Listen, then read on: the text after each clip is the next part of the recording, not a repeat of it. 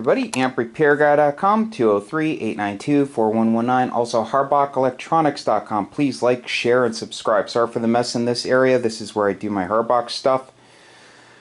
So, I'm waiting on parts for amps. More are on the way. They haven't arrived yet, so I figured I'd work on my own personal amp a little bit. Wanted to get these transformers off my workbench.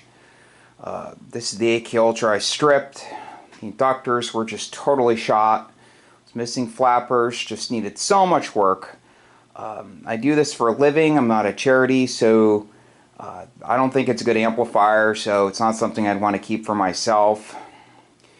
And I've gone over, and other people have gone over the problems they have. So, you know, for what one is worth that's working properly with all the proper components and everything, I actually got more for it in parts, and it helped out a lot more people than one person that would have bought it. Okay, so I'm going to go over what I did here. These are the 4300 and 5300 AC secondary 1.5 amp CCS transformers. They're going to be wired in parallel. I'm going to have probably a number 4 wire connecting to each one to minimize voltage drop, and they'll go to the 250 amp Supercon. 2 of these mounted to the back. There's the plug. I'll have the largest gauge, really flexible cable going through that. Probably the welding cable. I like to get it from the cableyard.com. They have a really nice cable there, very flexible, really well insulated. So the way this is going to work is one side of the primary will be switched.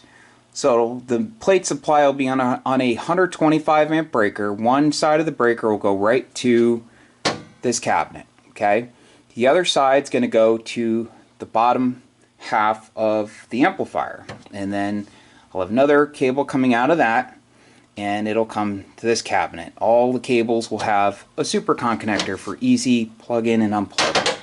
Okay, so I'll reuse this indicator lamp. That circuit breaker is not going to do anything. I'll have this indicator lamp hooked up, so if there's power on the primary side, the indicator lamp will light up. I'm going to install a fan right here to draw air out, and it'll be connected to these fuses. So I'm going to reuse everything here. No extra holes in the front panel. Still has the filter on the back, has the grommet. The only holes I'll put in will be for the Supercon connectors. The braided high voltage wire will come through that grommet, and the ring terminal will connect to the floor, so it'll have a really good ground. The whole cabinet will have a really good solid ground connected to the other cabinet. Okay, so the way I did this, so this transformer, there's a support under here like another plate, so I didn't bother putting a bolt, 1/4 inch bolt through the center.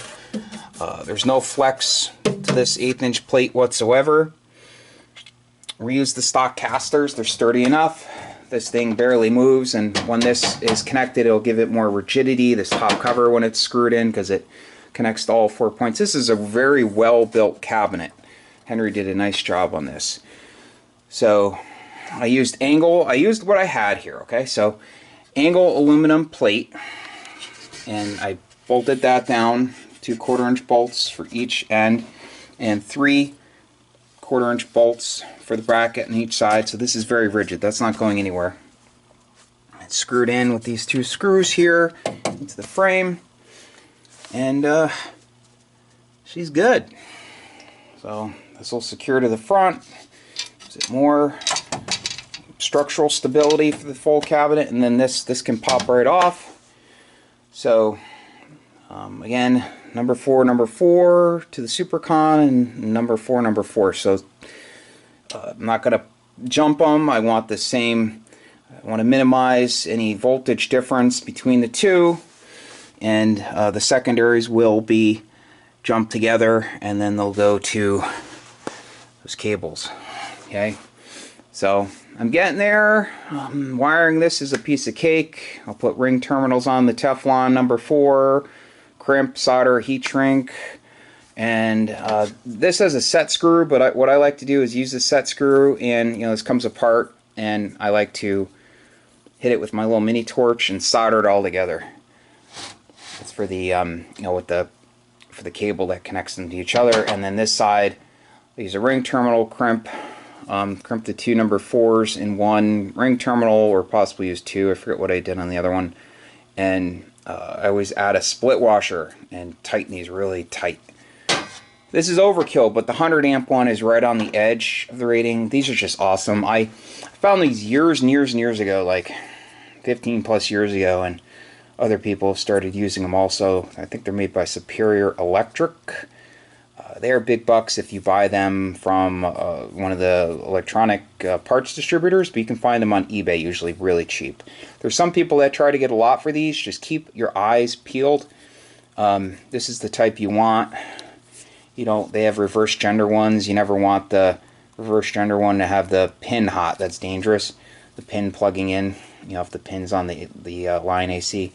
And again, you look for these on eBay. You can find them really cheap. Just put a safe search. Don't let anyone get you to buy a bunch. You know, spend a bunch.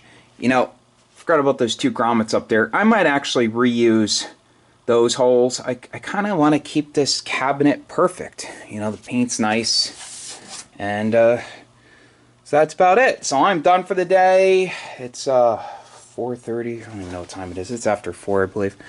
So anyway, thanks for watching, and I will see you guys very soon. Stay tuned. 73. Please like, share, and subscribe.